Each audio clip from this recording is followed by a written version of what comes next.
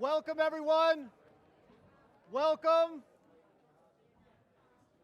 So excited to see you all. My name is Peter Wanders. I'm the president and CEO of Anderson Ranch. So on behalf of our trustees and our staff, I'm so excited to welcome you all to our first series lecture this summer. Before we get started, I want to quickly acknowledge that Anderson Ranch sits within the historic tribal territory of the Ute people. We want to honor that tradition. And really, in that respect, want to create a conscious, thoughtful, and inclusive culture here on the ranch. And we really want to take care of this land and make it a place of creativity, inspiration, and an ability to connect with each other. The ranch is a super special place. You all know that because you're here. The artists on campus know that. If you go out after this lecture, please find your way into at least one building, as well as stop in the store and look at the gallery upstairs. Stop in and see the work that's getting made in those studios. It is really a magical thing to see. That said, our mission really isn't about making things or creating things. It's about creating change. And those participants that come through those workshops and through those studios, be they artists in residence, be they kids in the studio over here behind us, they're struggling with an idea or a thought. They're trying to figure out how to turn that into something they can communicate through their artwork. And they're really trying to connect within that community and explain that to other people. The idea that the ranch is that inclusive place, that it is a safe place, that it is a rigorous place, that they can explore those things, changes those participants, and they go out and change the world. So we really thank all those artists for what they do in there. And I'll tell you how important I believe that is right now is really critical. That is made possible because of the support of our National Council members. Many of you are in the room. We really appreciate that. Our National Council is made up of about 150 people. And I'm just going to tell you that is not enough. We need to grow and we really need support. So if you are a member in this room, thank you so much. If you are not a member, please let us know. We would love to get you more involved. And if you have friends, please send them our way. We want to continue to grow and be strong and build this community out. I would like to say this lecture series is very much a part of that. Top artists from around the country come, share their practice, share their motivations, share how they're connecting, and we really appreciate this conversation today and are excited to have that. I want to quickly thank some of the people who make that possible. Mel and Adam Lewis underwrite this series as title sponsors. They do that in honor of Toby Lewis. She was a trustee of the ranch, the curator of the Progressive Collection, and I know a friend to many of the people in this room, so we're really honored by what they do. And I also want to share that our thoughts and prayers are really with the Lewis family today at the passing of Jonathan over earlier this week. And really want to be thoughtful and care about that. So sorry to share that news, but please pray for their family and send them their very best. I also want to thank individuals who make this series possible. Rhoda and Jeff Citron help underwrite this series.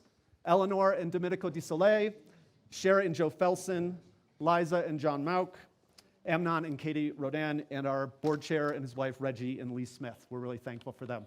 I will introduce Douglas Fogel to please introduce our speakers and get us started today. Douglas, thank you. Welcome, everybody. I'm very excited to introduce Rebecca Morris and Jenelle Porter, both of whom I've known for many years and worked with in different capacities throughout both of our careers. First, Jenelle Porter is a curator and a writer based in Los Angeles. She's curated and organized a wide range of major exhibitions, including Less is a Bore, Maximalist Art and Design, Mike Kelly, Timeless Painting, Fiber, Sculpture 1960 to the Present, Dance with Camera, and Dirt on Delight, Impulses that Form Clay, as well as many monographic exhibitions with artists such as Tricia Donnelly, Jeffrey Gibson, Charlene Von Heil, and Christina Ramberg, and Arlene Scheckett, who's featured in the auction, the ceramic auction here at the ranch. She is also a writer and has produced many essays and books over the years, and is the co-editor with Jeffrey Gibson of a forthcoming book, An Indigenous Present, which is a first-of-its-kind landmark gathering of more than 60 Native North American contemporary artists, musicians, filmmakers, choreographers, architects, writers, photographers, designers, and showcasing diverse approaches to indigenous concepts, forms, and mediums. And that is about to be released, and one can pre-order on Amazon if you're interested. It's going to be a landmark publication. Rebecca Morris is a Los Angeles-based painter who fiercely advocates for the continued relevance of abstraction as a way of addressing the world. As she declares with great humor in her essay, Manifesto for Abstractionists and Friends of the Non-Objective, abstraction never left, motherfuckers. Sorry, stealing your thunder. Campaigned against the literal, and when in doubt, spray painted gold. Rebecca will be addressing her work in that manifesto later. Morris has exhibited her work widely at institutions such as the Whitney Museum of American Art, where she's been in the Whitney Biennial, the Hammer Museum, where she's been in the biennial exhibition Made in LA, the Wexner Center of Arts, the Blaffer Museum of Art, LAX Art, and the Bonafont Museum in Maastricht, Holland, among many, many others. Her work is also collected by many institutions, including the Hirshhorn Museum, the Hammer, the Museum of Contemporary Art, Los Angeles, MCA San Diego, the Art Institute of Chicago, and so on and so forth. She is currently a professor and head of area of painting and drawing at UCLA, where she has been teaching for the last couple years. So I want to welcome them both. I'm excited to hear what you both have to say, and I'd like everybody to welcome them.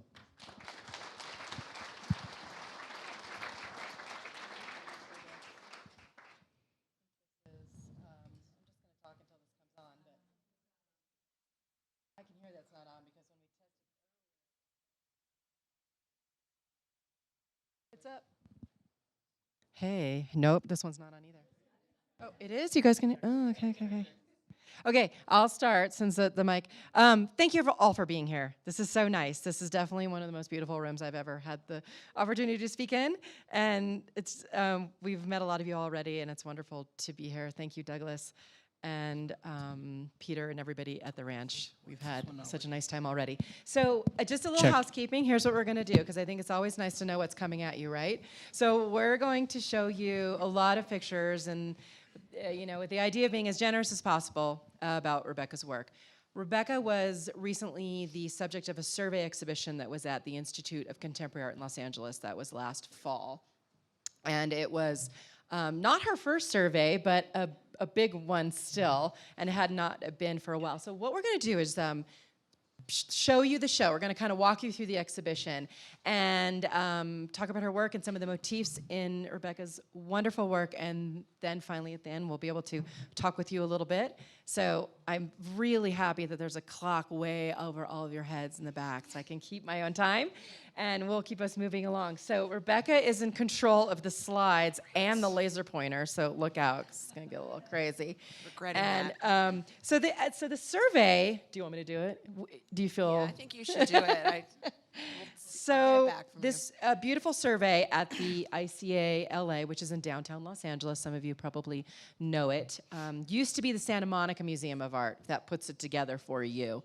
And there were 27 paintings that surveyed 21 years of making work. The show was curated by Jamila James, who's now the curator at the MCA in Chicago, where this show will travel to. So if you're in the Midwest this fall, try to get there. So what I'm going to ask Rebecca at this point, as I'm sort of flowing through these slides, is to talk to us about making a survey, how you and Jamila put it together, just sort of some of the working methods for making this exhibition. And stop me if you're like, Jenelle, stop there on that slide. Okay. Yeah. I was a little resistant to doing a survey when I was first invited. I was concerned that it was going to take up too much of my time away from my studio. That's a valid concern. Yeah, I'd heard from friends who've had survey, or especially a mid-career survey show, that it was incredibly time-consuming, and I'd heard that, I couldn't make work for 2 years, and I also teach, full-time, so I'm very, always watching for making sure I can be in my studio as much as I can. So I was hesitant, but I really wanted to work with Jamila, and it is an incredible opportunity to be invited to have an opportunity like that. And so Hometown show. Yeah, hometown show. And so we really needed to figure out a way for us both to make the show feel like it was an important thing for me. I needed to feel like I could do it as an artist for a way that it would do something for me, not just as a way to help get my work out there for the public, but really like how was this gonna help me in the next 21 years forward? And one of the things we tried to do is to really judiciously go through all the work and figure out what should be on the checklist. And then a big aspect of it was to not hang the show chronologically and to hang it in sort of groupings where works could differ or repeat, or there would be sight lines where there'd be particular kinds of echoes. And I also was very curious to see works that had never overlapped in the studio together in close proximity. I mean, this is a good example of, it's a little difficult to see, but the painting on the left, which is a gray painting with a white spray painted grid on it, is from 2001, and the painting that we're facing, that's white with a green grid and these cutaways, is from 2013. And I don't even think I had realized that they were as similar as they were. I mean, they're almost the same size. The grid is a very similar kind of grid in terms of its internal measurements. So things like that were really important, and I think pulled out through how we installed the show. Also, if we can, the first image had this kind of gestalt of these two very large, similarly scaled paintings. This mirrored a survey show I had at the Renaissance Society in 2005. When you entered the Ren, was the sight line, and we kind of echoed that here, and that was important, I think, at least to Jamila and myself, and it kind of pulled you in. Another thing that was really incredible about the ICALA space is that they had not opened up the space this way in the museum since it had first opened. And so we went back to this very open floor plan, and something I really want a viewer to experience with my work is I want them to be able to walk in from across the room and have this, you know, if possible, 20-foot sight line, but then to be able to walk right up to the painting and get as close as you can.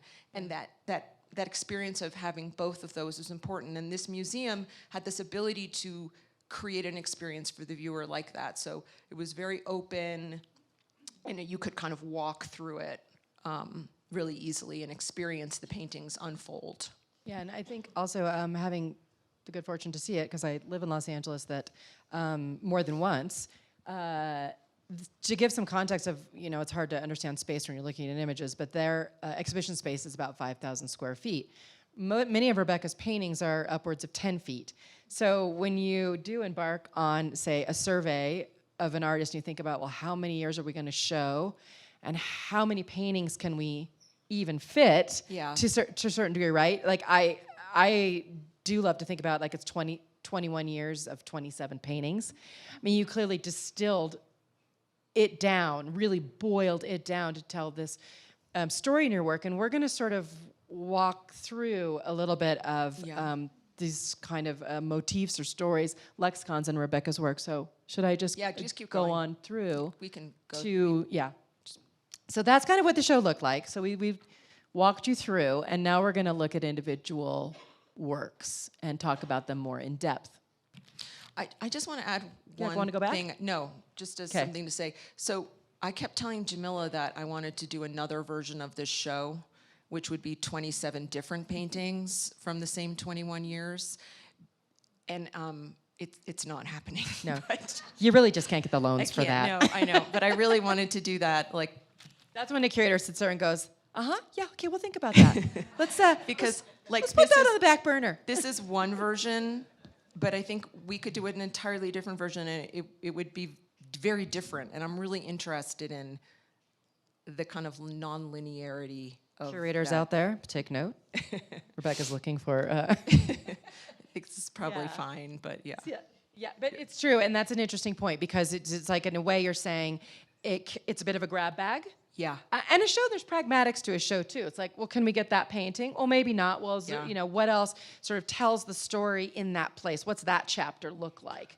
And there's not one story. And there's not one story. It's not as linear as it seems. Exactly. Yeah. Yeah. So we're gonna, this is where we're gonna start with Rebecca's work, which is that these are works that you have called, though this is just kind of a nickname, tarps. Yeah. All of these kind of, it's going to sound like we're being official at times, but you've pointed out these are sort of terms that have been top-down applied to your work, and they've come to be quite useful, but they're by no means categorical or the last sentence. So tell us about what's going on in this studio picture that we're looking at. So this is a photo. I take a lot of pictures in my studio as I'm working, and in any given day I'll take 15 per day, and I'm at the studio 6 to 7 days a week, so you can see how that adds up. So this is one, and it's a tarp painting, so it's a expanse of gessoed canvas that's been rolled out on the studio floor, and you can see it's on top of this kind of paper. Normally there's just paper on the floor, and I use that to protect the floor, and I work on the floor. All my paintings are made flat, and the paper helps me not think about the floor and just make it one unified surface. So I was doing this for a very long time, and about 20 years ago, the minute I started putting paper down, you'd see like all these errant marks and drops and drips from paintings as they're painted flat would collect on the paper, and I realized I was losing a lot of really interesting kind of default material. And so I started rolling out canvas to collect it and make paintings on top of these pieces. And then these themselves become paintings. So this is the beginning of a tarp painting. And they're very helpful because they're another way to make a painting, and they are a kind of anti-composition. A lot of my paintings are incredibly composed. They're very intuitive, and there's a lot of improvisation, but the compositional elements can be very exacting. And so to make a painting that is made completely almost by accident, or as I say, through the back door, is really refreshing and helpful. So this is a tarp, and you can see at the top there's like a checkerboard painting that's laid down, and I'm working. Lasering. Yep, great. I love the laser. You just tell me when you. Yeah, no, want let's the go to the laser. next image. Great, and so here it is. I decided that, mostly it's covered all of the time with lots of paintings as I work on, maybe 10, 12 paintings simultaneously. So at one point, I think everything was off of it, and I was like, oh my gosh, this is pretty exciting. And I had originally thought I was gonna make all these smaller paintings out of this piece, but when I saw it in its entirety, I was really struck by how it caught me off guard. So we kind of laid it up, and I could look at the whole thing, and then it became this painting, which I think to date is the tallest painting I've made, and I think it's 152 inches. And this was made in maybe 2018, and at the time I had two galleries I was working with, Corbett versus Dempsey in Chicago and Gallery Barbara Weiss in Berlin, and neither one of these galleries had a gallery space where this painting could be shown. So it was really a little, I felt slightly crazy doing this, and the stretcher bar was very expensive, and I knew it would probably just be sitting around in my studio for like 10 years, and it needed an institutional show or an institution where it could be sold. So this was the debut This of was the like, piece yeah, at so ICA? no, it wasn't. In fact, it was just this miraculous thing where Tyler Blackwell at the Blaffer Museum in Houston invited me to do a show, and I was like, oh wow, it sounds really exciting. Send me pictures of the space. And the first room of the museum, and you can go to the next picture, because I think, is there a slide of it? Nope. No, I think this was. That's an oversight.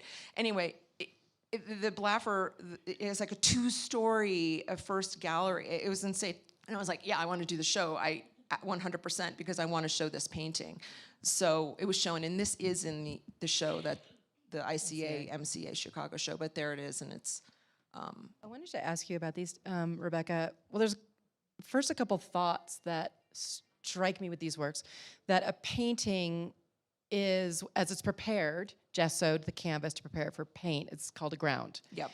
And you're working on the ground, and so this this doubling idea of a painting ground is quite compelling.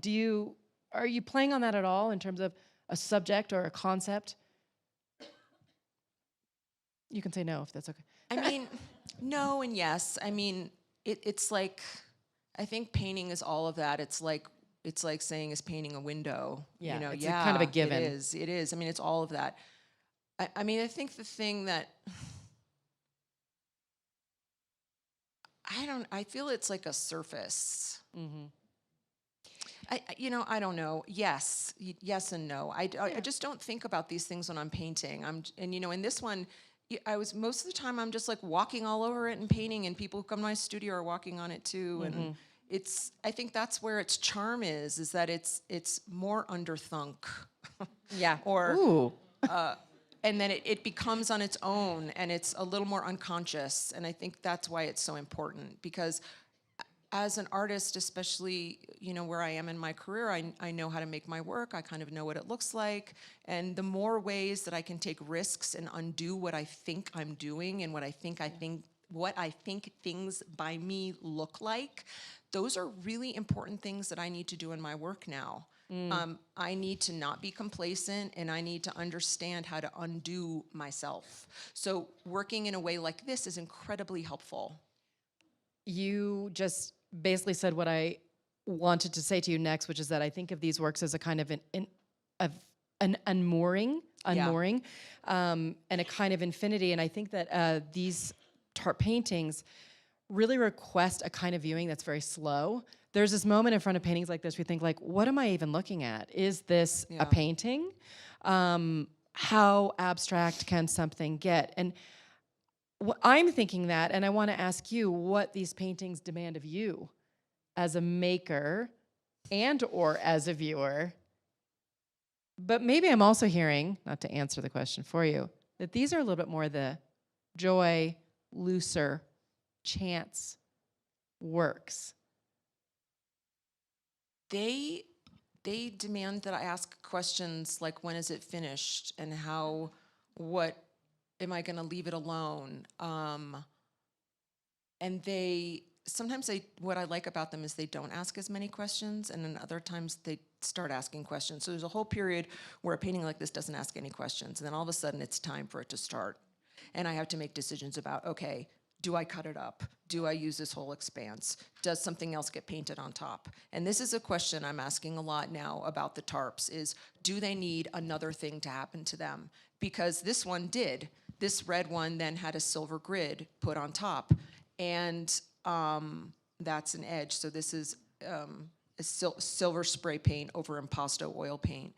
And the whole red painting was painted red first and then was a tarp. And there's a painting. This is a top-down view. So you can see another painting being made on top of it. And there were several paintings made on top of it. Yeah, I lost my train of thought, but... No, that's... I think maybe we'll keep going on, because we're going to keep coming back to a lot of these ideas. And we sort of started ourselves off with maybe some of the most abstract in terms of the chance operations and the sort of things that might happen in the studio. Oh, this is what I was going to say. I was going to say that the idea of when to leave them alone and when to do something on top is something that I'm really thinking about right now, because in some ways the tarp paintings make themselves. So where does my intention come? Like, it comes, but it comes in differently. And so I don't, it's not enough for me to just make this completely spontaneous rando thing. And then I'm like, it doesn't have enough of me in it. Yeah. It has me, but it doesn't have enough forward thinking. So I'm thinking a lot about that at the moment. So those are some of the questions. Isn't the most asked question of any abstract artist, how do you know when it's finished? Like it is. It's usually pretty obvious. Well, and that's the typical answer. Yeah. I just You know. just sort of Or like, know. if I know if I'm going to make one more mark, I'll ruin it. I've had a painting, and I don't think it's in this slide talk, where I didn't know if it was done for a while, and I think it was in my studio, leaned up against a wall for over 2 years, maybe a year or 2 years, and I didn't know if it was done, and then I finally decided, I guess it is, because I can't think of what else to do. Yeah. So. And this is just another tarp. Another tarp. It got the tarp part. Again, here's an example of like, what part of the tarp do I leave? Does any of it get left? It wasn't enough in these earlier ones. This is from, I think, 2007, to just leave it as an empty expanse. And so there's a oval shape where that's the tarp, and then the exterior shape is this impastoed oil paint that's then spray painted black and white stripes. Very, very busy painting. Yeah, so we're showing these as a way to just kind of investigate how I've used a circle as a motif, thinking about the inside of the circle. And if you're not working in a shaped canvas and you put a large circle in it, then you have all this exterior space around the circle. How do you use it? What becomes the sort of border of the painting, the margin of the painting, how to think about the edge, corners of a painting. These are all big ideas if you paint, especially if you're an abstract painter. This is another circular painting that has, and it's a good example of ones that have a kind of cut up, divided out internal area, and then a negative space around the oval that got filled in with a kind of dashing mark making that I was making around this time. And on the picture on the right is it installed in Berlin at a show I had in 2017, and that's the painter Monica Baer, who's a good friend of mine and is an incredible painter. And then on the left, there it is in my studio. And I don't make all my paintings in this way where I use an opaque projector, but in this case I did. When some of them get really big and I'm working from a more pre-composed idea, I literally can't translate it. The scale outs my body. So like I can't make a big curve because I'm so close to paint it, I can't see the arc of the curve. So the opaque projector helps me get around that, but I don't like using it. Why? Because it just doesn't feel freehand enough. Okay. I have a lot of rules. Rules are good. Yeah? Rules keep some of the noise out. Yes, they do.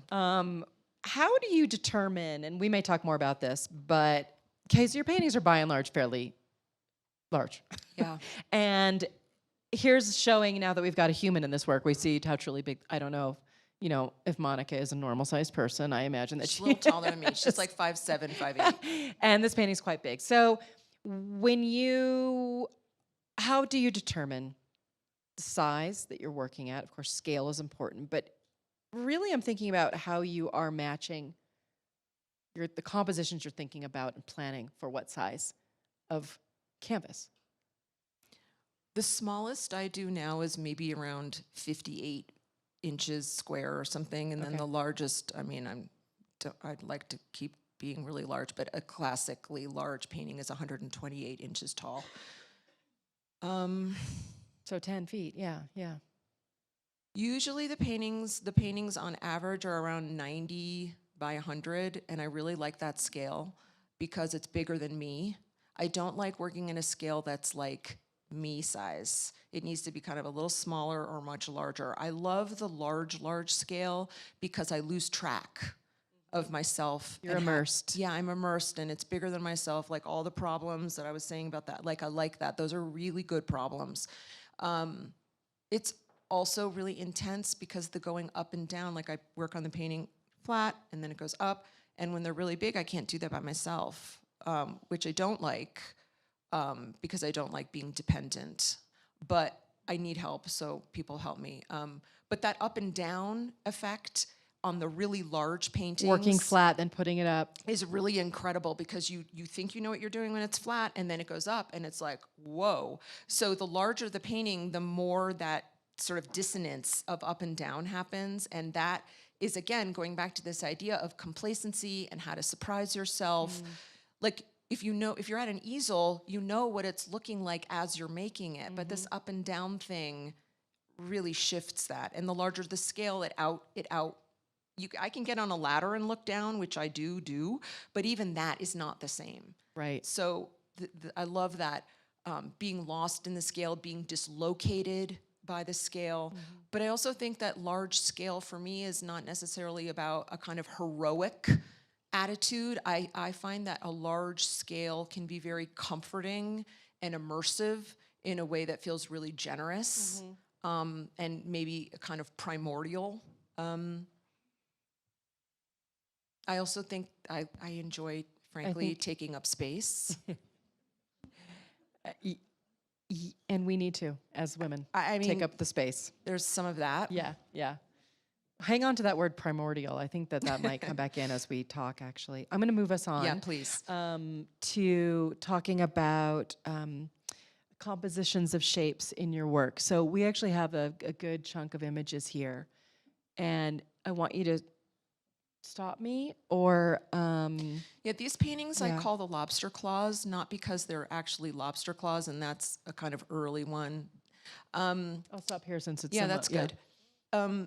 They were made, I started with a kind of hook shape I grew up in Connecticut, and I didn't even like lobster until 10 years ago as a food, so I'm not even like really, but it was just like this like lobster and the color of it, this sort of burnt red color. And it was a motif to make a really dynamic composition, and these kind of shard shapes that you see and circle shapes, these are all done through drawing, and all of the lobster claw paintings are incredibly tall and vertical. Okay. And they have a very this lobster hook motif in them. They're very much about a kind of dynamic space, different sorts of energies merging. The one on the left is the first official lobster claw painting, and the one on the right was made 10 years later, or some amount of time later. And the one on the left, I made the painting. It was a little bit of an anomaly in terms of the composition, and I went back to it and thought, oh my God, there's so many paintings in that painting. I'm gonna kind of go back. And so then the one on the right is the first lobster claw after that. Very, very different, totally different painting, but again, it's a reinvestigation. You just said something that I want to ask you this question here. A painting like the one you said on the left, you saw it and you said there's a lot of paintings in here. Yeah. So in that sense, you're creating through a painting a kind of battery for more paintings. Yes. And that is where painting or an artist practice in a studio becomes somewhat self-generating, even self-referential, which is often a good force, but can also be, as you already said, like falling back into one's grooves. Yeah. In your work, how much do ideas come from outside of yourself, let's say, the outside world, and how much comes from inside the work, and how has that changed in, let's just say, the last 21 years, because that's the frame of the ICA exhibition? Yeah. So it's a little bit of a give and take. I mean, there's times when I'm in my studio so much, and then I get to take a trip like this, and then I come back and I'm like really energized. I'm very energized by travel.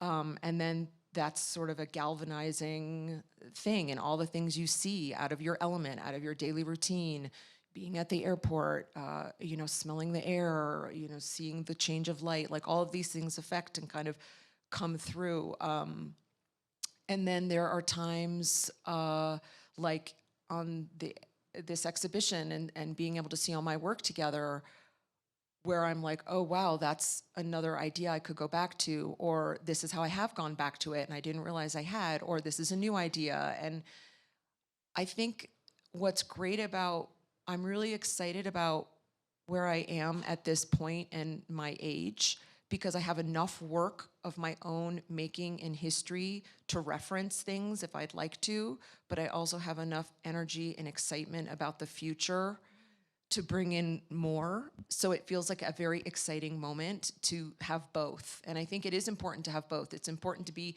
to reference yourself and make the work come out of your own work. Like you self-develop and you, I'm losing my vocabulary, but like to be really— That's the aging process. Yeah, to be really tuned in to what I'm doing, and to realize that I've built a language. I have a kind of lexicon of color. There's certain things these mean to me. How do I keep using them in fresh ways, or ways that are just, they mean the same thing? How do they mean new things? Yeah, I follow, and I think so much about some artists, not all, but your work, that when I see one, I know that it's made by you.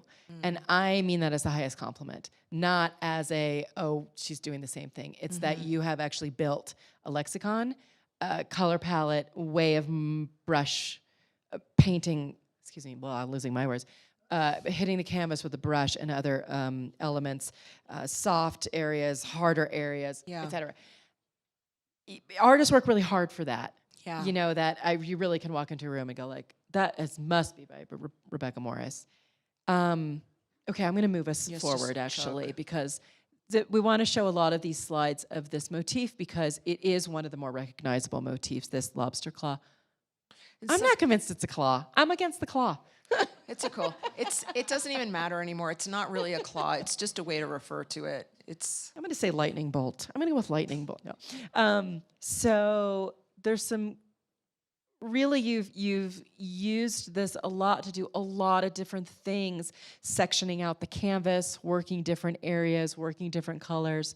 I know I'm coming up to a slide in which we show a lot in a row, so I kind of that's want to great. get us to Let's that next. Just go to it. Yeah. Yeah. So here's like, the first one, the second one, the third one, and the fourth one, just to see how they develop out of each other, kind of going back to your question about self-referential. And I think this is a series that is kind of like that. They all are interconnected. And it's probably the only thing I do that's really like this. And I think there's one more image after this. And these are all in my studio. I think there's two more, yeah. Yeah, so you see the painting on the left, and then because I'm always working flat on the floor, at one point this painting was just upside down, up on the, just leaning against the wall, but it was upside down. And when I saw it, I was like, oh my God, that's a really good composition. So I copied it, and the next one I made kind of mirrors the upside down quality. So that's where it came. So like these are, that's a big idea, But this is where they come from. I'm a very studio-based artist, so working in my studio, looking at things, seeing things, and that's why a lot of these images, I have them photographed in my studio. You're seeing the studio brick wall or the concrete wall, the floor. Like, it's really important to me that these are made there. They're made in a very specific space. Mm-hmm. They're made in natural light. I don't paint at night. I only paint with daylight. I don't use electricity. It's true. It's very hot in our studio. Do not It's visit in the horrible. summer. It's really actually quite bad. Rebecca, I'd love for you. This is just more of it. These are 2 more lobster claws in progress. Yeah, I'd actually like to ask you here. I'll leave this one up while I ask you this about pattern. I am a big lover of the pattern and decoration artists. We had a tour yesterday, and Robert Kushner print is being made in the studio. He's one of the main proponents of pattern and decoration, which was primarily a painting movement of the 1970s in which artists were looking out at pattern in the international world and all kinds of art forms at a time when the prominent art form was minimalism. And so it was a small movement primarily in New York, and at one of the last really art movements in that those artists determined that they were all interested in something. They got together, they had meetings, and they named what they were doing in the way that, Cubist had and whatnot. And we haven't seen a lot of that since then. Rebecca, your work was recently included in, or talked It was just about? in the book. Yeah, excuse me. It was in the book, yeah, the wonderful show at MoCA about the pattern and decoration movement, some of its legacy, and the wonderful Hamza Walker wrote an essay in that catalog writing about Rebecca's work. So, of course, I want to ask you about your feeling about pattern. I feel like it's the elephant in the room in a lot of your work. So a long way around to ask, love to hear you talk about pattern, how you use it, how you think about it. Yeah, it is a funny thing. I mean, I grew up with a lot of textiles. My mom is a ceramicist. She makes pots. We had a ceramic studio in the basement growing up. Went to a lot of museums. My grandmother made needlepoints, like a love of textiles. I was, had a lot of exposure to that. And one thing I love about pattern is not necessarily pattern itself, but pattern in association with other pattern. Yeah, the pattern on pattern. Yeah, and I also think the same way about color, like associative color or relational color. And so I'm really interested in the way pattern, or I kind of think of it as mark making, the way that all painting with a brush is a kind of patterning. And so I'm just kind of breaking it down and being a little more discreet about it, I think. But I'm really interested in the relationship between these different marks and how they clash or don't fit together, and how to get them to fit and how to create unity out of contrast. And, if you look at a needlepoint sampler, one of the things that you have to do is you have to do this stitch, and now you have to do this stitch, and I have to do this stitch, and sometimes my grandmother made this great one of a calico cat, and it's the perfect thing because each part of the cat is a calico, and so each is a different stitch. And it's kind of like that in the painting. It's a way to paint as many different ways as I can think of within one painting. So this adage of don't do everything in one painting, I'm trying And you know to what? kind of do that. I'm gonna move through too as we're talking, if I can. No, please. Because we get to more of these patterned kind of sections. Yeah. And we're gonna talk more about, here's some other ideas. But is pattern a way also to seduce or to give the eye something to grab onto? Yeah. Okay. Yeah, I mean, sure. It's a way to explore different marks, different colors, and make it all work. And like the painting that we just left with the gold, I can do anything I want in any area because nothing's touching, and the gold is just going to make it all work. So it's like it's not true that this painting couldn't fail, but in some ways it just couldn't fail. It's too big to fail. And failure is good, by the way. Failure is good. Failure. This is a very large painting. Yeah. Is it? Okay. And we have a tarp with. Yep. I clearly already know, audience, that we are not going to get to all of the things that we need to talk about. Let's just move through and see what's coming. That's what the after party is for. If you have your invitations. But yeah, here we get all these wonderful moments of great planes of color with really this kind of painting within paintings. This is many, many paintings. These are among my favorite that you do. They're so generous. There's so much on offer. And like you said, it's like, well, if you don't like that color, move to the next one. If you don't like that painting, look over to the left a bit. These also, I think, we think about quilts, about fields.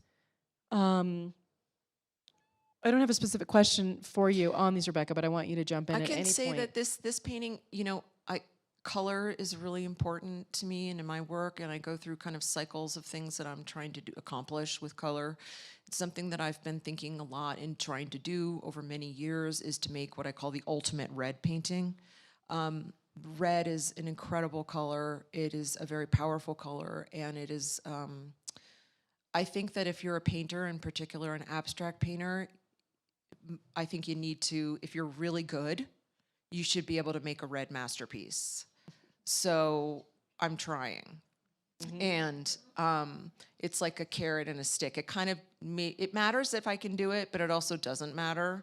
It's sort of like it leads me through making paintings. So this was one, okay, I've got to try to do the ultimate red painting here. And so that's why there's so much red, because when I was trying to do it with other paintings, the painting would change so much by the end that it wouldn't be like more, the red would become more secondary. So here I started the painting and did more red. I did the red first, and I put it almost everywhere.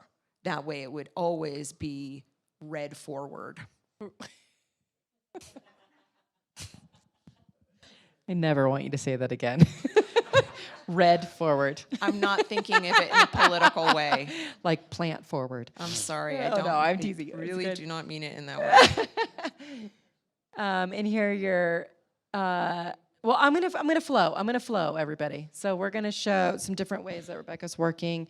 Oh, and this is a good painting to talk about just for a moment, going back to this idea that they're I particularly, we put this slide show together, and one thing I wanted to do is I really wanted the paintings on my studio wall, and when they're photographed in my studio, they're photographed against this surface, but then they also Photoshop in a flat wall or a drywall wall. But I always love the pictures of it on the brick wall, because that's where I make the work, and this, you were talking about, oh yeah, that's a grid. Yeah, this exterior grid. Yeah. Yeah. And the rhythm and pattern of the bricks and their kind of craptacular structure. And if you live in LA, you actually know to be afraid of bricks.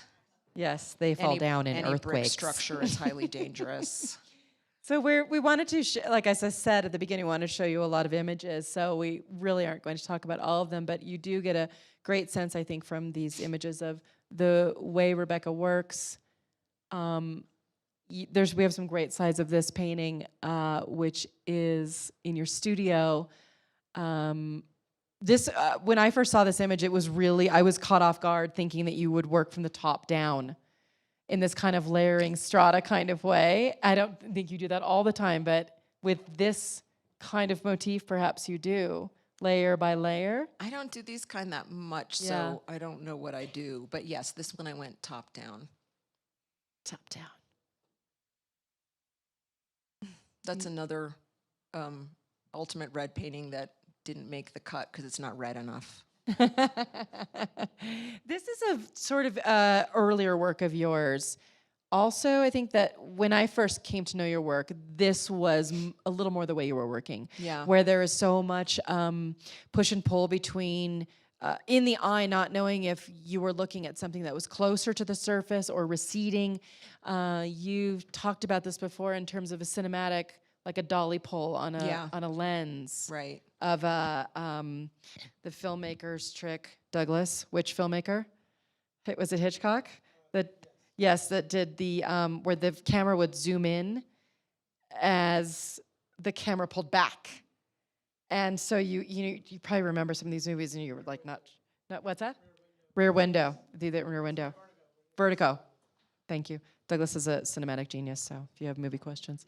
But that's something you were interested in that you've talked about before. Yeah, the kind of dislocation of where you are in space because of a figure-ground relationship and a kind of like push-pull of the plane and not knowing which is the surface, which is the foreground, which is the background, and a kind of confusion and diffusion about location. Yeah, I love the kind of floating quality that these paintings create.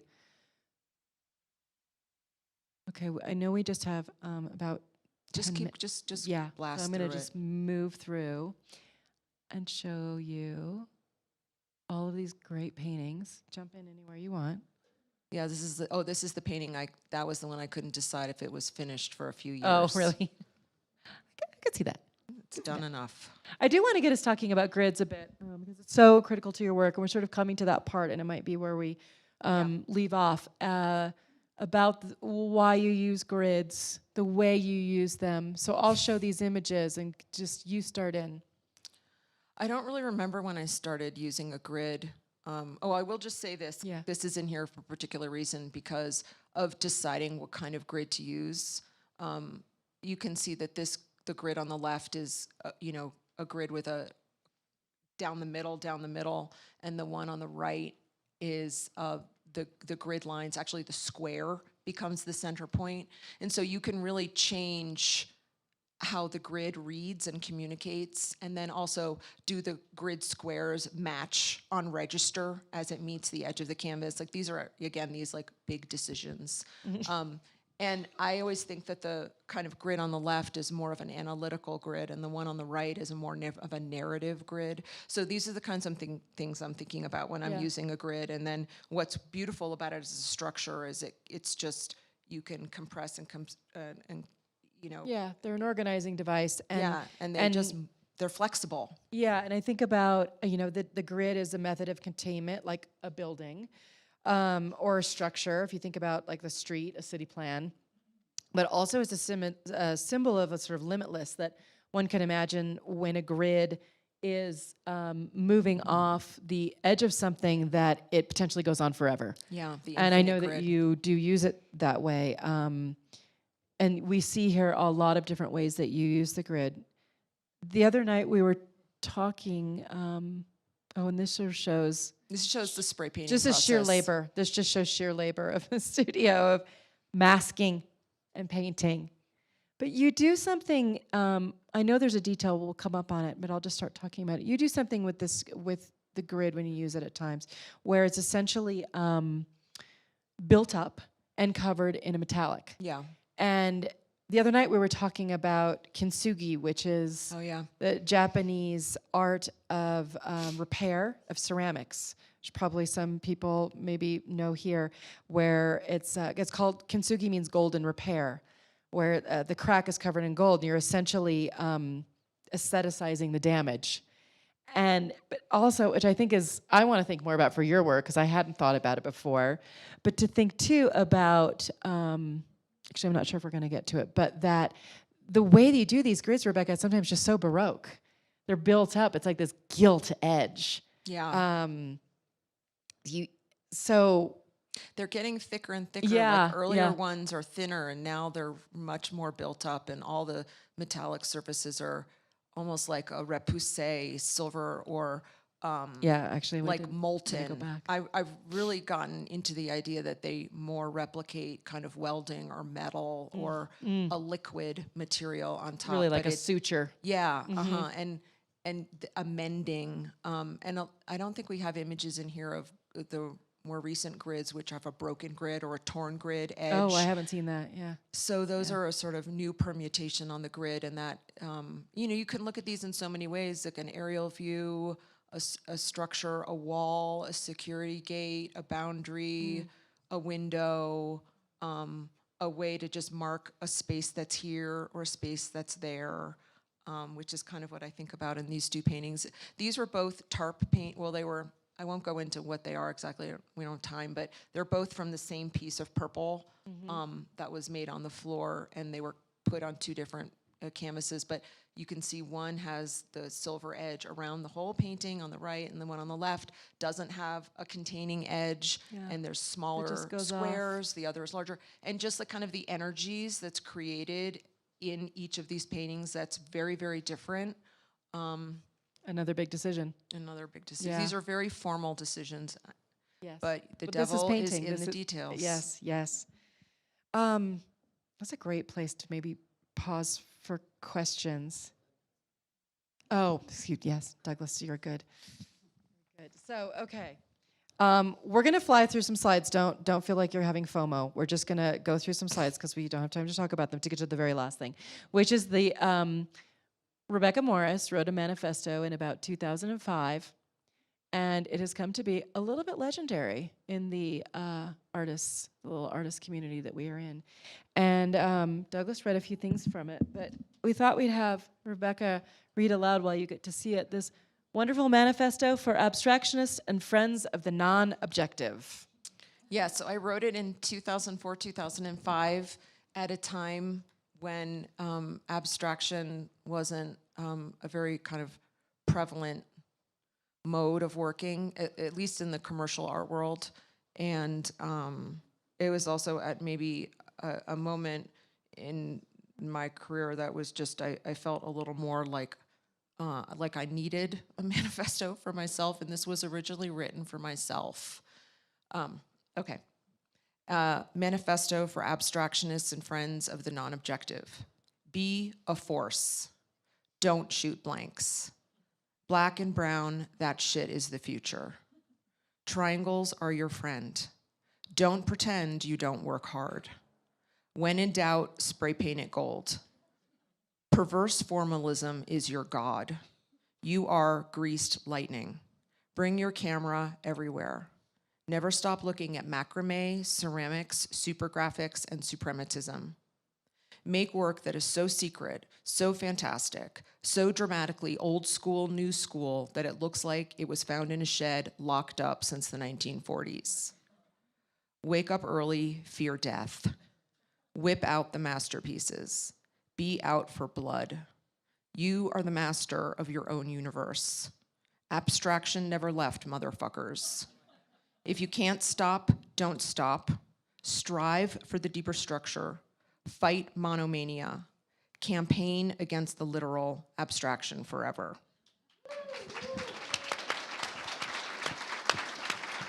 Here, here.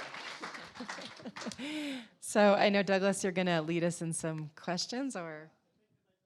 If there's a question for Rebecca, if no one does, I have many questions. But.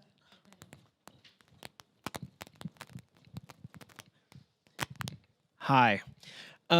So one thing that wasn't mentioned, there were a lot of structures and rules and formal things that you were talking about. Can't help but notice everything is vertical or a square.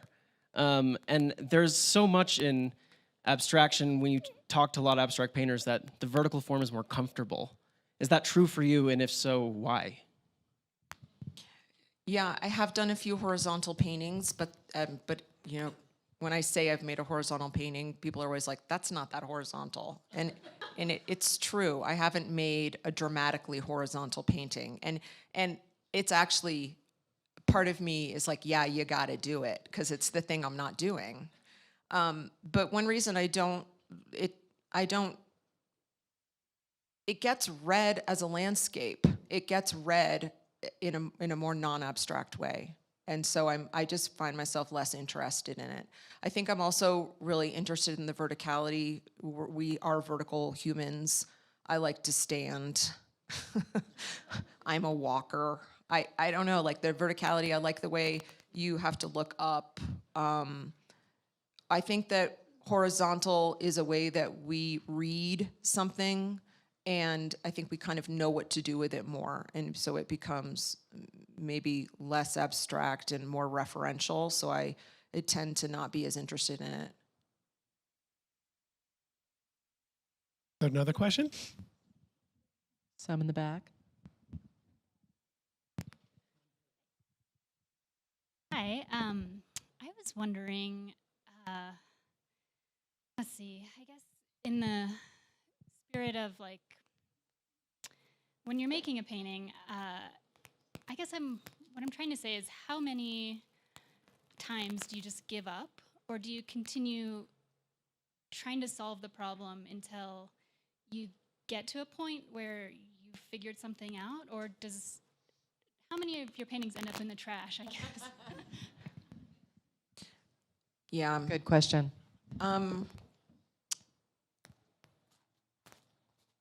I tend to know if it's going to end up in the trash pretty soon. It's usually in the very beginning stages of the painting. And it just gets off on the wrong foot. And at that point, yeah, I'll take it off, throw it away, or cut it up for parts.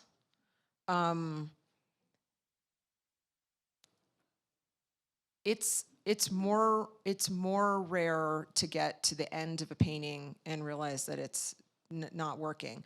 Sometimes I've made a painting and thought it wasn't good enough. That's more of a problem than actually it's just terrible and should be thrown away. The mediocrity is the real danger.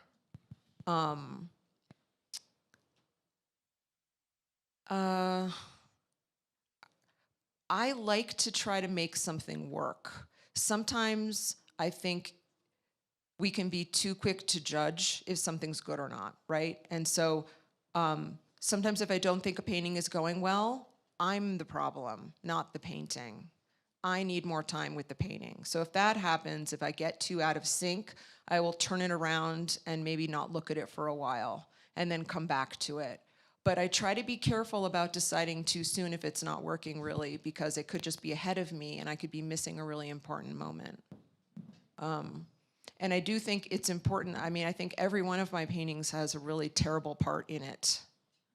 So those are important moments. So it's a kind of about how do you have those moments be important ruptures in the painting. Like a successful painting has horrible moments in it. Mistakes, things that were not what I wanted them to be, but is like the sour. I know. I think actually I love what you're saying, because I sometimes think that where there are areas that you might call a terrible part of the painting is where a viewer can sometimes gain access. Yeah. That there's like a falter that Exactly. allows people in. And I feel the same way about curating exhibitions, in that sometimes shows are actually so perfect that there's no space for viewers. I call them airless. And you really almost want to just kind of like build in some mistakes. I mean, there's cultural traditions that court these things, of course, but anyway. Yeah. Douglas. There was a you have question more? over here somewhere. So you wrote about campaigning against the literal in your manifesto, and I was wondering if you could expand upon your opinions on that. And since that was written in 2004, how that's changed with that being almost 20 years ago, if at all. I should preface this by saying that I started painting as an observational realist painter. So I came to abstraction after graduate school and just not finding that working from observation was the right way for me to paint. Like that was how I learned how to paint, but it wasn't the way that I needed to express. It wasn't the language I needed to express as an artist. one thing that I didn't like about that way of painting was the literal quality it had about it. People leaning over your shoulder and being like, oh, that shadow's a little off, or you need to, add some more red there and things like that. So that kind of literalness. But then also, I think, I really like looking at work and reading things and watching films and my interactions in the world. I don't like someone to spell it out for me and to tell me what it's about. I like to come to it on my own and have enough clues to form my own opinion. And I like to be able to not have everything be so literal that there's no room for interpretation or projection or my own subjectivity. So, work that is too literal and everything's really, really didactic and everything's spelled out, it doesn't really interest me and make me want to keep looking at it. It's not that I don't like something that's clear or is about a specific idea, because I absolutely do, but I think there are better and less better ways of making work in that way. So I'm literalness, and I mean that word, it literally mean literal. That it's that one thing. Yeah, yeah. I think we have time for maybe one more question over there.